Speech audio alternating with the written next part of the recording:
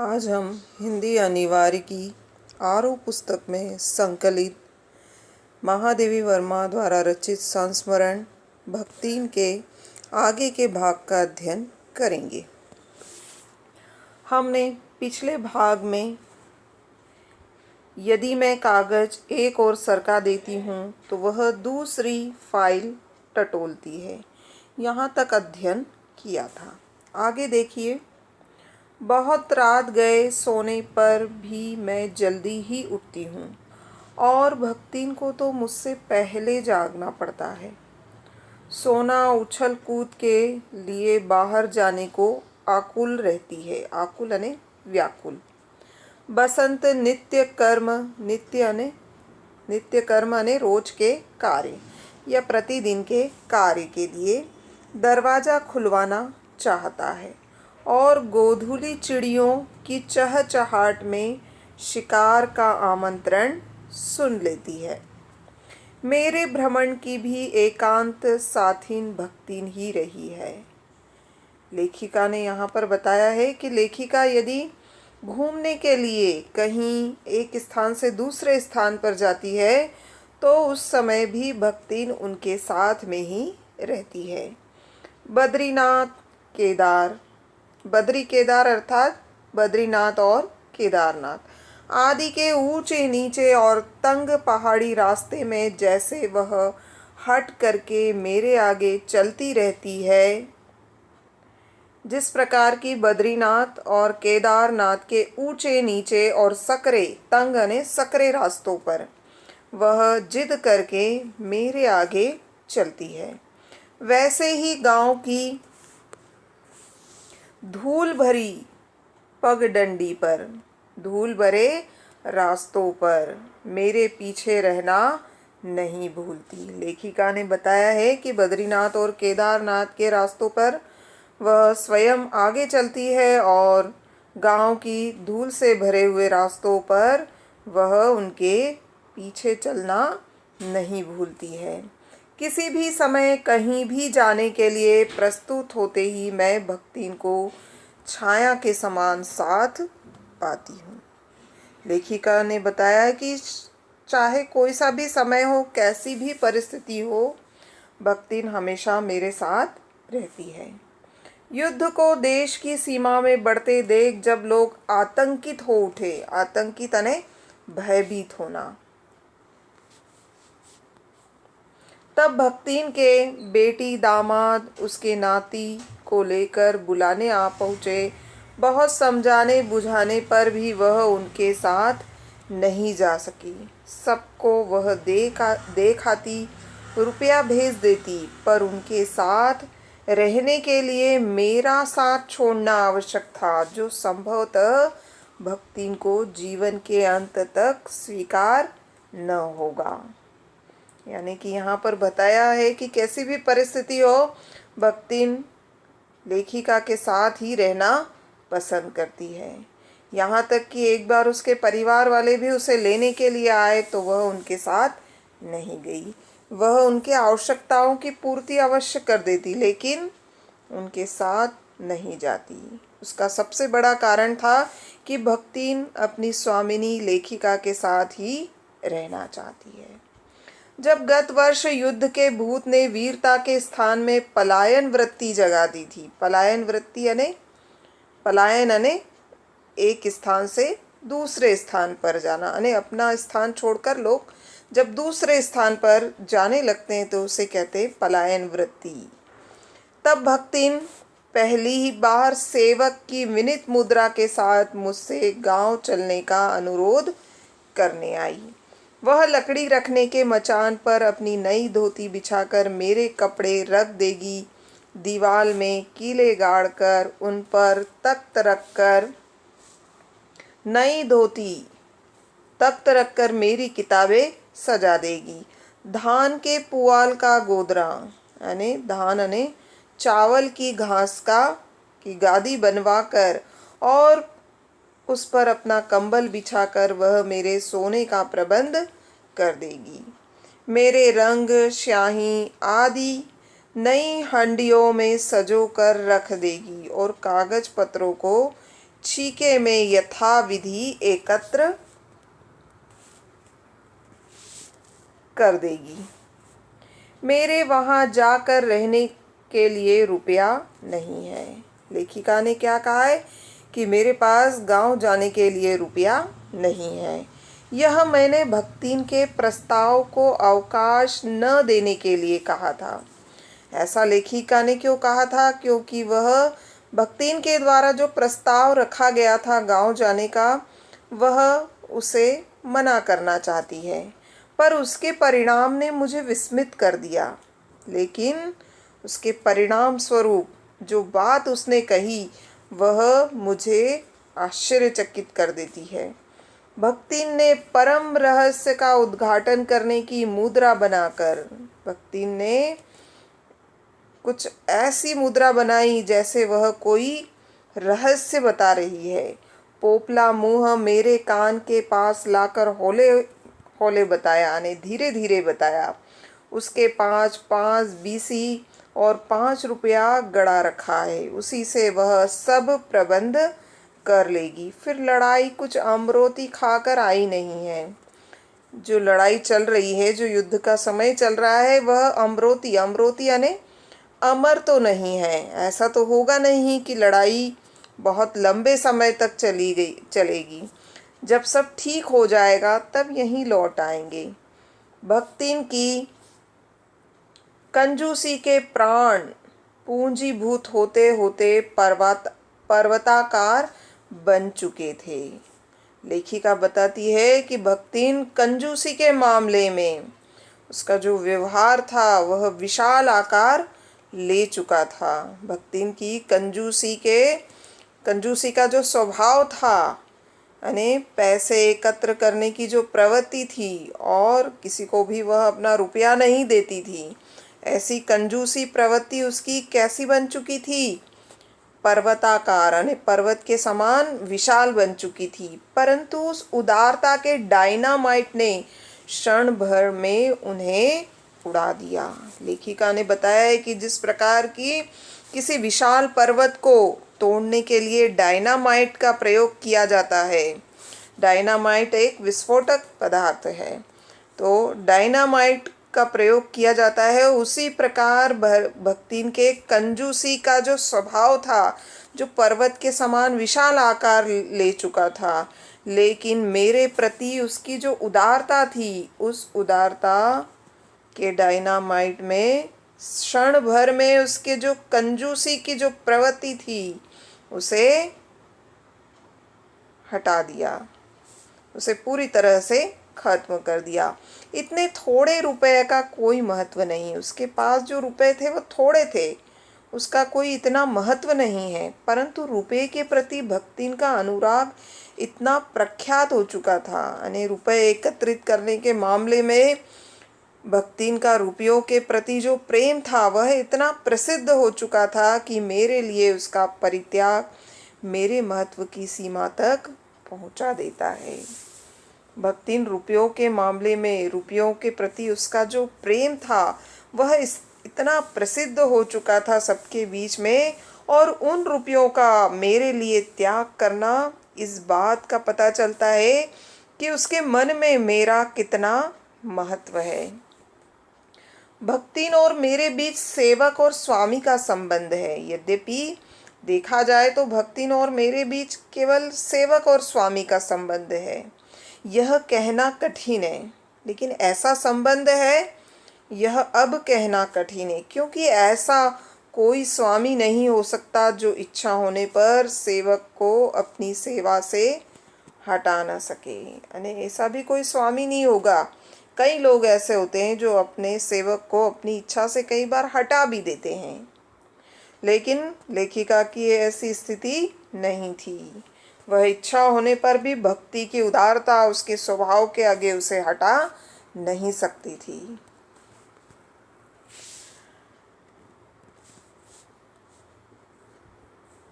ऐसा कोई सेवक भी नहीं सुना होगा जो स्वामी के चले जाने का आदेश पाकर अवज्ञा से हंस दे, और ऐसा कोई सेवक भी आपने नहीं सुना होगा जो स्वामी के द्वारा उसकी अवज्ञा करने पर, यानी उसे जाने के लिए कहने पर भी वह हंस दे। भक्तिन को नौकर कहना ही असंगत है। भक्तिन का जो मेरे प्रति स्वभाव था, उस हिसाब से उसका जो समर्पण था मेरे प्रति, उस हिसाब से उसे नौकर कहना भी गलत होगा। जितना अपने घर में बारी बारी से आने जाने वाले अंधेरे उजाले, आंगन में फूलने वाले गुलाब और आम को सेवक मानता, वे जिस प्रकार एक अस्तित्व रखते हैं जिसे सार्थकता देने के लिए हमें सुख दुख देते हैं, उसी प्रकार भक्तिन का स्वतंत्र व्यक्तित्व अपने विकास के परिचय के लिए ही मेरे जीवन को घेरे हुए है। जिस प्रकार की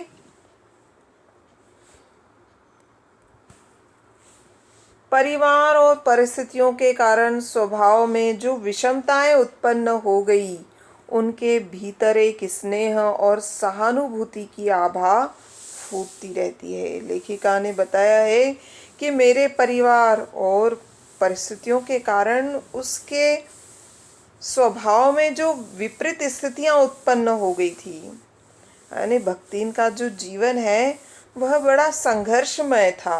अपने परिवार की स्थिति और परिस्थितियों के कारण उसके स्वभाव में जो विपरीत स्थितियां उत्पन्न हो गई थी, उनके भीतर से एक स्नेह और सहानुभूति की आभा फूटती रहती है। उसके मन में लेखिका के प्रति जो प्रेम था, जो सहानुभूति थी, वह हमेशा दिखती रहती थी। इसी से उसके संपर्क में आने वाले व्यक्ति उसमें जीवन को सहज मार्मिकता ही पाते। उसके इसी स्वभाव के कारण उसके संपर्क में जो भी व्यक्ति आता है, वह उसकी मार्मिकता यानी मन को छूने वाले व्यवहार से वह सहज ही उसके व्यवहार को पसंद करने लगता। छात्रावास की बालिकाओं में से कोई अपनी चाय बनवाने के लिए देहली पर बैठी रहती, कोई बाहर खड़ी मेरे लिए बने नाश्ते को चख कर उसके स्वाद की विवेचना करती रहती। मेरे बाहर निकलते ही सब चिड़िया के समान उड़ जाती है और भीतर आते ही यथास्थान विराजमान हो जाती है। इन्हें आने में रुकावट न हो, संभवतः इसी से भक्तिन अपना 2 जून का भोजन सवेरे ही बनाकर ऊपर के आले में रख देती। आला ने ताक। खाते समय चौके का एक कोना धोकर पाक छत के सनातन नियम से समझौता कर लेती। भोजन बनाने की जो पवित्रता है, उसका वह बराबर ध्यान रखती थी। मेरे परिचितों और साहित्यिक बंधुओं से भी भक्तिन विशेष परिचित है। लेखिका बताती है कि उनके जो परिचित मित्र थे और साहित्य से जुड़े हुए जो उनके साथी थे, भक्तिन उनसे भी विशेष रूप से परिचित थी। पर उनके प्रति भक्तिन के सम्मान की मात्रा मेरे प्रति उनके सम्मान की मात्रा पर निर्भर है। उनके मित्र जिस प्रकार की लेखिका का सम्मान करते थे, तो भक्तिन उनका सम्मान करती थी। यदि वे उनसे अच्छे से बात नहीं करते, तो वे उन्हें पसंद नहीं करती थी। और सद्भाव उनके प्रति मेरे सद्भाव से निश्चित होता था। इस संबंध में भक्ति की सहज बुद्धि विस्मित कर देने वाली है। विस्मित यानी आश्चर्यचकित कर देने वाली है। वह किसी को आकार, प्रकार और वेशभूषा से स्मरण करती है। लेखिका ने बताया कि वह लेखिका के मित्रों को उनके आकार, प्रकार और उनके द्वारा पहनी गई वेशभूषा से स्मरण करती है। किसी को नाम के अपभ्रंश द्वारा, और किसी का नाम वह बोल नहीं पाती तो अपभ्रंश यानी बिगड़ा हुआ रूप, किसी भी शब्द का बिगड़े हुए रूप के माध्यम से वह उनका नाम जानती। कवि और कविता के संबंध में उसका ज्ञान बड़ा है। कवि और कविता के बारे में उसका ज्ञान मेरे साथ में रहकर बढ़ रहा था, पर आदर भाव नहीं। किसी के लंबे बाल, अस्त व्यस्त वेशभूषा देखकर वह कह उठती, का ओह कवित लिखत जानत है, और तुरंत ही उसकी अवज्ञा प्रकट हो जाती। तब ऊ कुछो करी है धरी है ना, बस गली गली गाउत बजाउत फिरी है। पर सबका दुख उसे प्रभावित कर सकता है, लेकिन किसी भी दुखी व्यक्ति का दुख उसे अवश्य प्रभावित करता था। विद्यार्थी वर्ग में से कोई जब कारागर का अतिथि हो जाता, कारागर यानी जेल, विद्यार्थी वर्ग में से किसी विद्यार्थी को किसी बात को लेकर यदि जेल हो जाती, तब उस समाचार को व्यथित, उस समाचार से परेशान होकर भक्तिन बीता बीता भर लड़कन का जेहल कलयुग रहा तौन रहा, अब प्रलय होई जाई उन पर माई का, बड़े लाट तक लड़े का चाही, कहकर दिन भर सबको परेशान करती। बापू से लेकर साधारण व्यक्ति तब सबके प्रति भक्तिन की सहानुभूति एक रस मिलती है। भक्तिन के संस्कार ऐसे हैं कि वह कारागार से वैसे ही डरती है जैसे यमलोक से। कारागार यानी जेल और यमलोक यानी मृत्यु। ऊंची दीवार देखते ही वह आंख मूंदकर बेहोश हो जाना चाहती है। जेल की ऊंची दीवारें देखकर ही वह अपनी आंखें मूंद लेती। उसकी यही कमजोरी इतनी प्रसिद्धि पा चुकी है कि लोग मेरे जेल जाने की संभावना बताकर उसे चिढ़ाते रहते।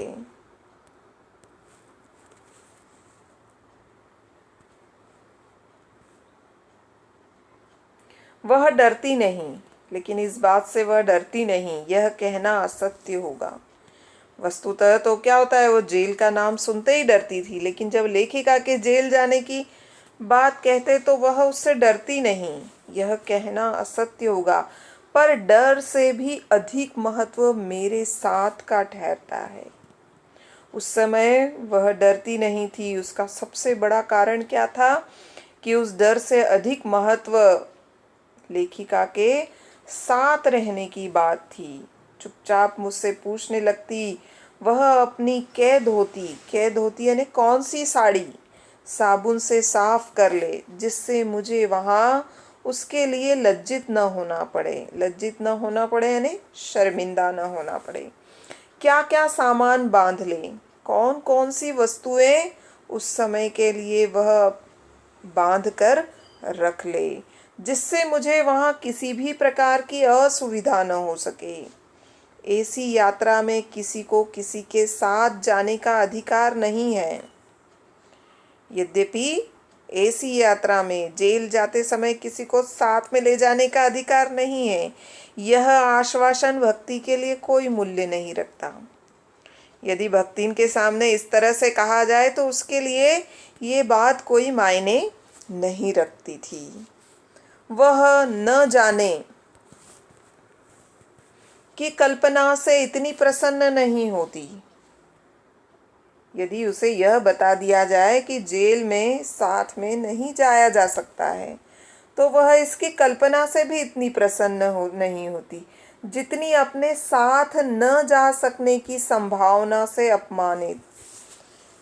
लेखिका के साथ न जाने की संभावना से वह अपने आप को अपमानित महसूस करती है।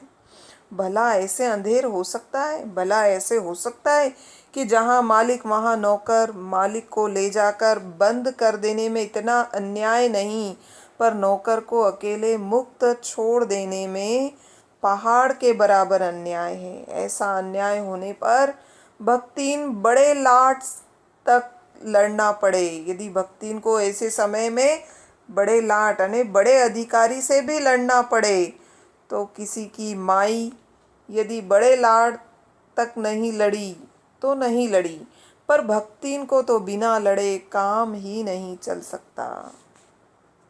लेखिका ने यहाँ पर बताया है कि यदि भक्तिन को ऐसा अन्याय होने पर बड़े अधिकारी से लड़ना पड़े तो वह लड़ेगी। ऐसी कोई माँ नहीं होगी जो अपने पुत्र के लिए किसी बड़े अधिकारी से लड़ी होगी। और यदि कोई माँ नहीं लड़ी है, लेकिन भक्तिन का तो बिना लड़े काम ही नहीं हो सकता है। ऐसे विषम प्रतिद्वंदियों की स्थिति कल्पना में भी दुर्लभ है। ऐसी विपरीत परिस्थितियों की कल्पना करना भी लेखिका के लिए बड़ा कठिन था। मैं प्रायः सोचती हूँ, जब ऐसा बुलावा आ पहुँचेगा जिसमें न धोती साफ करने का अवकाश रहेगा, न सामान बांधने का, न भक्तिन को रुकने का अधिकार होगा, न मुझे रोकने का। लेखिका भक्तिन के प्रति जो समर्पण का भाव था, तो लेखिका कई बार ऐसे सोचती थी कि जब ऐसा बुलावा आ जाएगा, अर्थात जब मुझे मृत्यु आ जाएगी, तब न तो धोती न तो साड़ी को साफ करने की ज़रूरत का समय मिलेगा, और न ही कोई सामान बांधने का, और न ही भक्तिन को रुकने का अधिकार होगा। ऐसे समय में तो मुझे भक्तिन भी नहीं रोक पाएगी और न मुझे रोकने का। तब चीर विदा के अंतिम क्षणों में यह देहातीन वृद्धा क्या करेगी और मैं क्या करूँगी? जब अंतिम विदाई के क्षणों में मैं रहूंगी, तो उस समय यह गांव की रहने वाली वृद्धा उस समय क्या करेगी और मैं इसके लिए क्या करूंगी? यह विचार लेखिका करती है। लेखिका बताती है कि भक्तिन की कहानी अधूरी है। भक्तिन के बारे में जितना कहा जाए कम है, पर उसे खोकर मैं इसे पूरी नहीं करना चाहती। लेखिका बताती है कि भक्तिन को वह अपने जीवन में खोना ही नहीं चाहती है। ठीक है, बहुत बहुत धन्यवाद।